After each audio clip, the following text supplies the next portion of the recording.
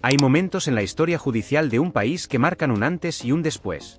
Momentos que, cuando los miras con perspectiva, te das cuenta de que algo fundamental se rompió. Que se cruzó una línea roja. Que la justicia dejó de ser justicia para convertirse en otra cosa. Y lo que acaba de pasar en España es uno de esos momentos. Déjame que te cuente una historia. Una historia que tiene todos los ingredientes de una operación de Lawfare perfectamente ejecutada. Una historia donde 5 magistrados conservadores han decidido condenar al fiscal general del Estado a pesar de no tener una sola prueba directa contra él. A pesar de que varios testigos declararon que él no fue la fuente de la filtración. A pesar de vulnerar principios constitucionales básicos. Pero antes de entrar en los detalles técnicos, quiero que entiendas la magnitud de lo que ha ocurrido. Porque esto no es solo un caso judicial más. Esto es un golpe de Estado judicial. Suave, con toga y sentencia, pero un golpe al fin y al cabo. Por primera vez en la democracia española, el Poder Judicial ha cesado de facto al fiscal general del Estado. No el gobierno que lo nombró. No el Congreso de los Diputados. 5 jueces conservadores. Y ahora viene lo más escandaloso. Han dictado el fallo condenatorio pero todavía no han redactado la sentencia. Sí, lo has oído bien. Te han condenado, te han inhabilitado, han conseguido que tengas que dimitir, pero todavía no han explicado por qué. Todavía no sabemos cuáles son exactamente las pruebas. Todavía no conocemos el razonamiento jurídico completo. Solo sabemos el resultado: culpable. ¿Por qué han hecho esto? Porque querían el impacto mediático inmediato. Querían los titulares de hoy. Querían las tertulias de esta tarde. Querían el desprestigio instantáneo. Ya redactarán la sentencia cuando pase el vendaval mediático. Cuando ya nadie esté prestando tanta atención. Cuando el daño ya esté hecho. Y esto no es normal. En un Estado de derecho serio, cuando condenas a alguien ya tienes perfectamente claro por qué lo haces y lo explicas en ese mismo momento. La sentencia sale junto con el fallo. Porque la condena sin argumentación es autoritarismo judicial puro y duro. Pero vamos a ir desgranando esta historia pieza por pieza, porque tiene tantas irregularidades, tantas anomalías, tantos elementos sospechosos, que necesitas conocerlos todos para entender que estamos ante una de las mayores vergüenzas judiciales de la democracia española. Empecemos por algo fundamental que mucha gente no sabe. El juez que instruyó este caso, Ángel Hurtado, fue nombrado magistrado del Tribunal Supremo por un Consejo General del Poder Judicial que llevaba caducado 4 años. 4 años.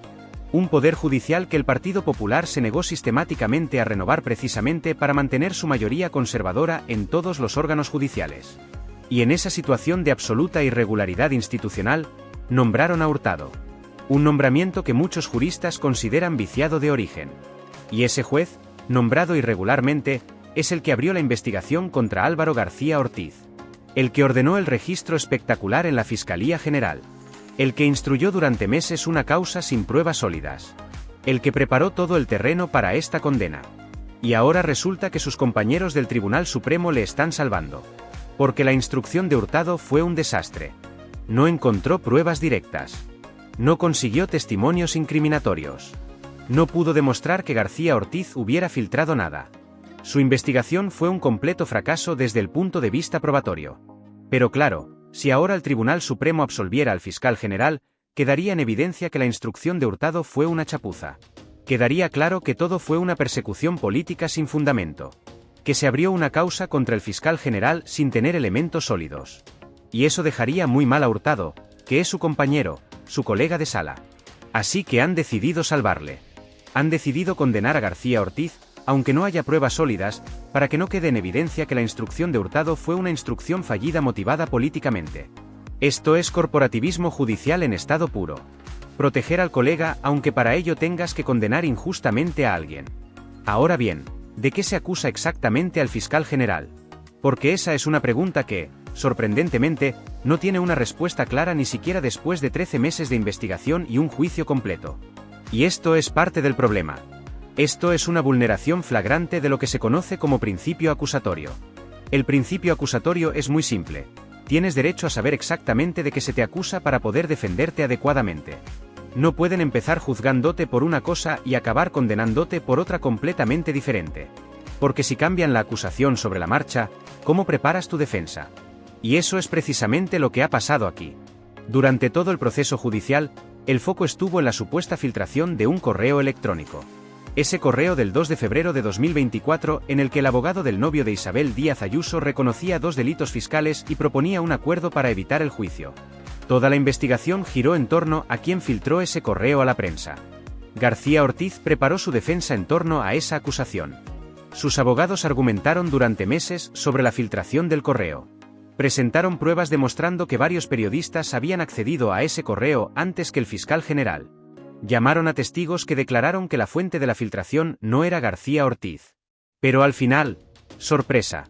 Resulta que le condenan por el artículo 417.1 del Código Penal, que habla de revelación de datos reservados relacionados con una nota informativa. Una nota que supuestamente estaba descartada como objeto de investigación. Una nota que apareció y desapareció del procedimiento como un fantasma. Esto es tan irregular que incluso algunos juristas conservadores han expresado su preocupación. Porque estás condenando a alguien por algo de lo que no pudo defenderse adecuadamente. Estás cambiando las reglas del juego cuando el partido ya ha terminado. Y esto vulnera el derecho fundamental a la defensa. Pero es que además, el artículo del Código Penal por el que le han condenado ni siquiera es aplicable a este caso. Y aquí viene otra irregularidad jurídica de manual. El artículo 417.1 castiga a las autoridades que revelen secretos que afecten a las administraciones públicas. Dice textualmente, central, autonómica y municipal. ¿Y qué es la Fiscalía General del Estado? La Fiscalía no es administración pública. Es un órgano de relevancia constitucional que está en el título 6 de la Constitución, junto con el Poder Judicial. Es como el Tribunal Constitucional, el Defensor del Pueblo o el Tribunal de Cuentas. No es administración pública. Entonces, ¿cómo puede el fiscal general lesionar a la administración pública revelando información de la Fiscalía si la Fiscalía no es administración pública? Es un contrasentido jurídico. Varios catedráticos de Derecho Penal lo han explicado claramente. Ese artículo no se puede aplicar a este caso. Pero lo han aplicado igualmente. ¿Y por qué han elegido precisamente ese artículo? Porque es el único que les permite inhabilitar al fiscal general. Porque el delito de revelación de secretos del que inicialmente se hablaba conlleva penas de prisión de 2 a 4 años, pero no inhabilitación. Y ellos querían la inhabilitación. Querían cesarle. Querían echarle de su cargo. Así que han forzado la aplicación de un artículo que técnicamente no corresponde, vulnerando el principio acusatorio, ignorando las pruebas de descargo, todo para conseguir su objetivo político: cesar al fiscal general del Estado desde el Poder Judicial. Ahora vamos a hablar de algo que es absolutamente central en este caso: las pruebas. O mejor dicho, la ausencia total de pruebas. Porque lo más escandaloso de esta condena es que no existe ni una sola prueba directa contra Álvaro García Ortiz. Ni una. Cero. Nada. No hay ningún testimonio de alguien que le viera filtrar información. No hay ningún registro de llamadas o mensajes donde él transmita datos confidenciales a periodistas. No hay ninguna grabación, ningún correo electrónico, ningún WhatsApp, nada que demuestre de forma directa que él fue la fuente de la filtración. Lo único que hay son indicios indirectos. Suposiciones. Conjeturas. Pero en derecho penal, para condenar a alguien necesitas pruebas sólidas, no suposiciones. Especialmente cuando ese alguien es el fiscal general del Estado. Especialmente cuando esa condena va a tener consecuencias políticas enormes. Y no solo no hay pruebas directas de culpabilidad, es que además hay pruebas directas de que él no fue la fuente. Porque durante el juicio declararon 3 periodistas que habían publicado información sobre ese correo electrónico. Y los 3 dijeron que habían accedido al contenido del correo antes de que García Ortiz lo recibiera. Mucho antes. 2 de esos periodistas fueron todavía más contundentes. Dijeron que conocían perfectamente la identidad de su fuente, y que esa fuente no era Álvaro García Ortiz. Que era otra persona completamente diferente. Testigos directos diciendo que el acusado no es culpable. ¿Y sabes qué hizo el tribunal con esos testimonios? Los ignoró. Los descalificó. Decidió que no eran creíbles. ¿Por qué?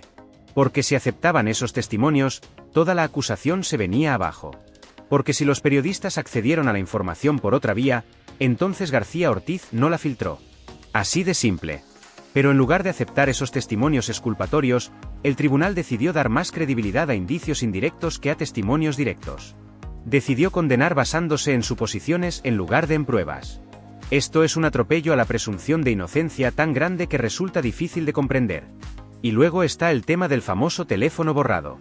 Porque uno de los indicios que se han usado contra García Ortiz es que borró su teléfono móvil cuando supo que iba a ser investigado. Efectivamente, lo hizo. Borró conversaciones de WhatsApp. Y esto se ha presentado como prueba de culpabilidad. Pero hay un detalle que muy poca gente conoce y que cambia completamente la narrativa.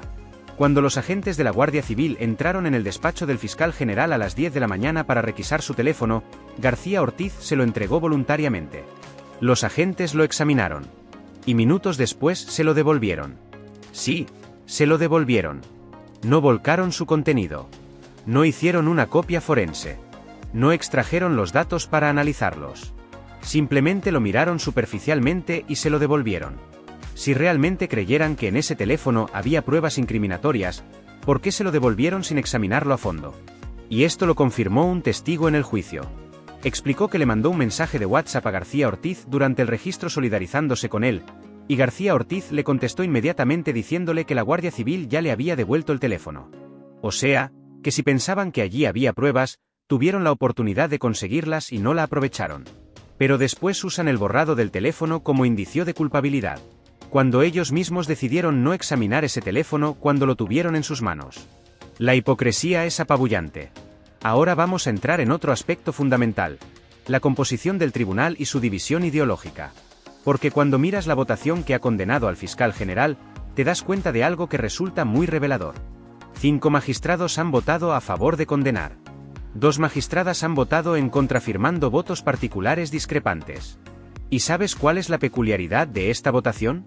Que los 5 magistrados que han condenado son todos del sector conservador del Tribunal Supremo. Todos. Sin una sola excepción. Y las 2 magistradas que han votado en contra son las 2 progresistas de la sala. La división es exactamente ideológica. Cuando tienes una votación 5-2 donde la línea divisoria es perfectamente ideológica, donde todos los conservadores votan de una manera y todos los progresistas de otra, resulta muy difícil argumentar que estamos ante una decisión puramente jurídica. Porque si fuera una decisión basada únicamente en el derecho y las pruebas, cabría esperar que al menos un conservador votara en contra, o al menos una progresista a favor. Pero no.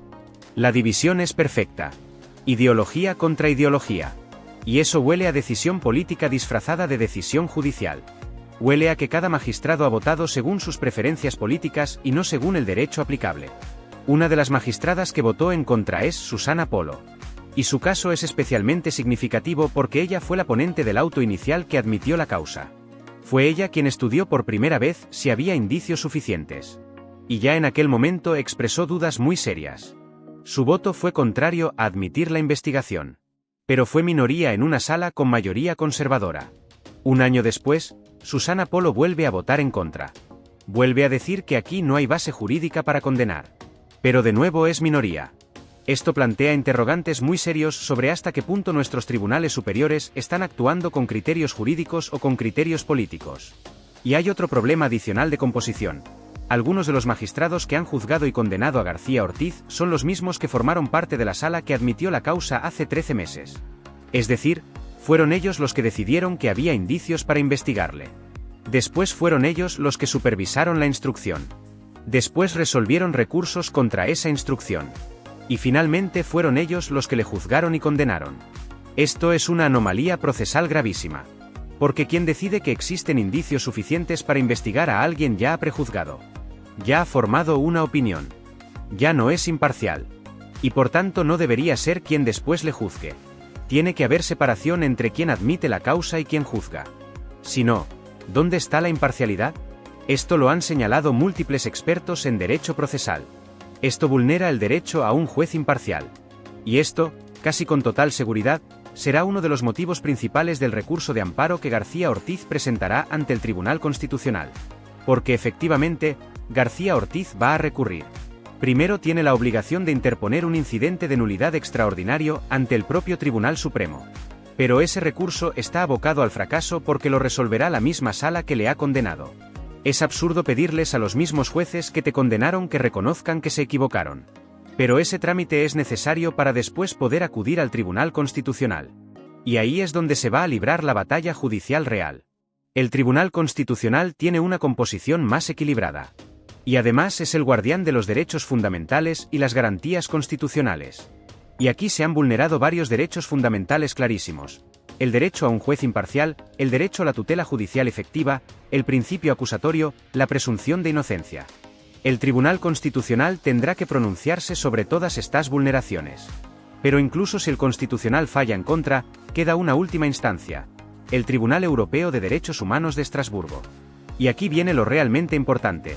El Tribunal Europeo tiene una jurisprudencia consolidadísima sobre el principio acusatorio. Clarísima. Sin ambigüedades.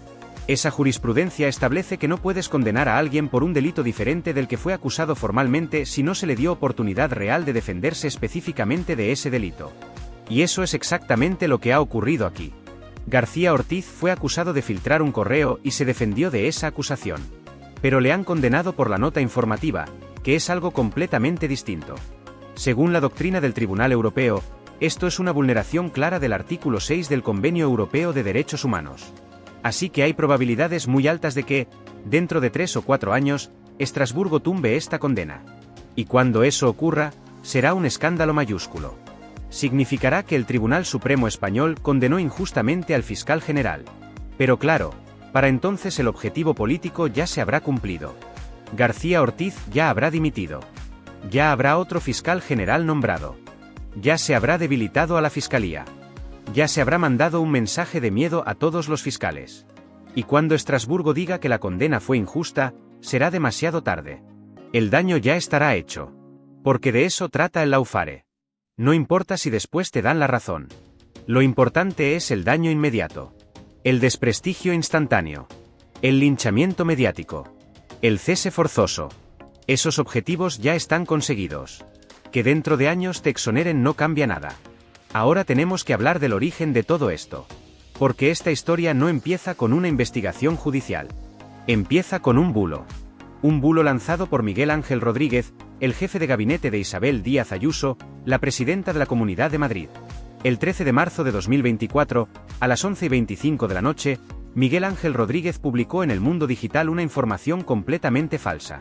Dijo que la Fiscalía había ofrecido un pacto ventajoso al novio de Ayuso para que admitiera sus delitos fiscales y pagara una multa. Y que el novio de Ayuso había rechazado ese pacto porque él era inocente y no iba a admitir algo que no había hecho. Esto era mentira. Completamente falso. Una invención total. Porque la realidad era exactamente la contraria. Había sido el abogado del novio de Ayuso quien propuso el pacto. Quien reconoció los 2 delitos fiscales. Quien pidió un acuerdo con la Fiscalía para evitar el juicio y la cárcel. Todo esto consta en correos electrónicos que forman parte del expediente. Está documentado. Es indiscutible. El abogado de González Amador mandó un correo el 2 de febrero reconociendo expresamente 2 delitos fiscales y proponiendo un acuerdo de conformidad. Está escrito negro sobre blanco. Pero Miguel Ángel Rodríguez mintió descaradamente. Invirtió la realidad. Dijo que había sido la Fiscalía la que ofreció el pacto. Y además acusó al fiscal del caso de prevaricación. De actuar irregularmente. De ofrecer pactos fraudulentos. Una acusación gravísima contra un funcionario público. Y para contar esa mentira, Miguel Ángel Rodríguez filtró información confidencial. Información de las negociaciones entre la defensa y la Fiscalía que se supone que son reservadas. Filtró datos, documentos, detalles del procedimiento. Todo para construir su bulo y atacar a la Fiscalía. ¿Y qué pasó con Miguel Ángel Rodríguez? ¿Le investigaron por filtrar información confidencial? ¿Le procesaron por revelar secretos? ¿Le acusaron de difundir datos reservados? No. A Miguel Ángel Rodríguez no le pasó absolutamente nada. Él pudo mentir todo lo que quiso, filtrar todo lo que quiso, difamar todo lo que quiso, sin consecuencias. Pero al día siguiente, cuando la Fiscalía General del Estado emitió una nota de prensa diciendo la verdad, desmintiendo el bulo, explicando que las cosas no habían sido como contaba Miguel Ángel Rodríguez, entonces sí hubo consecuencias. Entonces hubo escándalo. Entonces hubo investigación judicial. Entonces hubo procesamiento. Y ahora ha habido condena. La asimetría es tan brutal que cualquier persona con un mínimo de sentido común se da cuenta de que aquí hay una injusticia flagrante. El que miente y filtra no tiene consecuencias. El que dice la verdad para desmentir el bulo es condenado e inhabilitado. Esto no es justicia. Esto es persecución política selectiva. Y esa nota de prensa del 14 de marzo, esa famosa nota que ahora parece ser uno de los elementos por los que condenan a García Ortiz, ¿qué decía exactamente? Decía que había sido el abogado de la defensa quien propuso el pacto. Que el fiscal no había ofrecido nada irregular. Que todo se había hecho conforme a la ley. Que el bulo de Miguel Ángel Rodríguez era falso. ¿Y qué información confidencial revelaba esa nota? Ninguna. Absolutamente ninguna. Porque todo lo que decía esa nota ya había sido publicado horas antes por el propio Miguel Ángel Rodríguez. Ya estaba en los medios. Ya era público. La nota no revelaba ningún secreto que no estuviera ya revelado. Entonces, explícame cómo puedes condenar a alguien por revelar un secreto que ya no era secreto. ¿Cómo puedes acusar de filtración cuando lo filtrado ya estaba filtrado por otro? Es jurídicamente imposible. No tiene ningún sentido legal. Pero lo han hecho igualmente. Porque esto no va de derecho. Va de conseguir un objetivo político, cesar al fiscal general. Da igual si para ello tienen que torcer el derecho. Da igual si tienen que ignorar pruebas. Da igual si tienen que vulnerar principios constitucionales. El objetivo justifica los medios. Y el objetivo es muy claro: proteger a Isabel Díaz Ayuso. Porque de eso va todo esto. De tapar la corrupción de Ayuso con un caso espectacular contra el fiscal general. De cambiar el foco. De que no hablemos de lo importante. Porque lo importante es que Isabel Díaz Ayuso vive en un piso pagado con dinero negro de su pareja. Lo importante es que su novio está condenado por defraudar más de 350.000 euros a Hacienda. Lo importante es que Ayuso ha mentido sistemáticamente sobre este asunto. Lo importante es que su gobierno está plagado de corrupción, de contratos irregulares, de enchufismos, de casos sospechosos. De eso deberíamos estar hablando todos los días. De la corrupción de la presidenta de la Comunidad de Madrid. Pero en su lugar, llevamos un año entero hablando del fiscal general. Un año de titulares, de tertulias, de investigaciones, de juicios. Y todo para tapar la corrupción. Todo para proteger a Ayuso. Todo para cambiar la conversación. Y esto es exactamente lo que consigue el Laufare. No necesitas que las acusaciones sean ciertas. No necesitas que las condenas sean justas. Solo necesitas ruido. Espectáculo. Descrédito. Y con eso ya consigues tu objetivo. Porque ahora, cuando la gente oye hablar del fiscal general, piensa: así, ese que condenaron por filtrar. Aunque la condena sea injusta. Aunque sea una sentencia que el Tribunal Europeo probablemente anulará. Da igual. El daño está hecho. La reputación está destruida. El objetivo está cumplido. Mientras tanto, Isabel Díaz Ayuso sigue gobernando como si nada. Sigue en su piso de dinero negro. Sigue con su novio delincuente fiscal. Sigue rodeada de escándalos. Pero de eso no se habla. De eso no hay investigaciones judiciales espectaculares con registros y precintados. De eso no hay condenas. Y aquí tenemos que plantearnos una pregunta incómoda. Si investigaran y condenaran a todos los jueces de cuyos juzgados han salido filtraciones que han perjudicado a partidos de izquierda, ¿cuántos jueces quedarían en activo? Porque las filtraciones desde juzgados son sistemáticas. Constantes. Permanentes. Todos los casos contra Podemos se conocieron por filtraciones. Cada detalle de cada investigación aparecía en prensa antes de que la defensa tuviera acceso. Todo el caso Begoña Gómez se ha construido a base de filtraciones continuas. Cada paso del procedimiento sale publicado inmediatamente. ¿Y qué pasa? Nada. No se investiga a nadie. No se procesa a nadie. No se condena a nadie. Pero el fiscal general emite una nota de prensa pública, oficial, para desmentir un bulo, y por eso le inhabilitan. La doble vara de medir es tan evidente que resulta insultante. Lo que estamos presenciando es un golpe judicial. Un golpe suave, con toga y sentencias, pero un golpe. El sector conservador del Poder Judicial ha conseguido cesar al fiscal general sin que el gobierno pudiera impedirlo. Han conseguido debilitar a la Fiscalía General del Estado.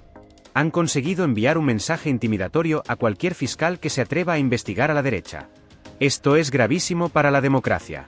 Porque si el Poder Judicial puede actuar con motivaciones políticas, si puede cesar a fiscales por razones políticas, si puede condenar sin pruebas sólidas solo por conseguir objetivos políticos, entonces ya no tenemos separación de poderes. Tenemos un Poder Judicial politizado que actúa como un partido más. Y lo peor es que esto va a continuar. Porque han comprobado que funciona. Que pueden hacer Laufare y salirse con la suya. Que pueden condenar sin pruebas y conseguir sus objetivos. Así que habrá más casos. Más procesamientos políticos. Más condenas cuestionables. Esto no ha hecho más que empezar. La única defensa está en la ciudadanía. En que la gente se informe bien. En que la gente entienda lo que está pasando realmente. En que la gente no se deje manipular por el circo mediático. En que seamos capaces de distinguir entre justicia real y guerra sucia judicial. Porque al final, la historia juzgará. Cuando dentro de unos años el Tribunal Europeo tumbe esta condena y diga que fue injusta, que vulneró derechos fundamentales, que no respetó garantías procesales básicas, entonces quedará claro que Álvaro García Ortiz fue víctima de una operación política. Que fue condenado injustamente. Que fue sacrificado para salvar de sus escándalos a Isabel Díaz Ayuso. Pero para entonces el daño ya estará hecho irreversiblemente. Ya habrá dimitido. Ya habrá otro fiscal en su lugar. Ya se habrán conseguido los objetivos políticos. Y esa es la perversión del lawfare. No importa perder a largo plazo si ya has ganado a corto plazo. Esta es la realidad de una justicia instrumentalizada. De jueces que actúan como militantes políticos. De tribunales que sirven intereses partidistas en lugar de servir al derecho y la verdad. Contra esto tenemos que estar alerta. Porque si permitimos que se normalice, si aceptamos que la justicia se use como arma de guerra política, entonces habremos perdido algo esencial. Habremos perdido nuestra democracia.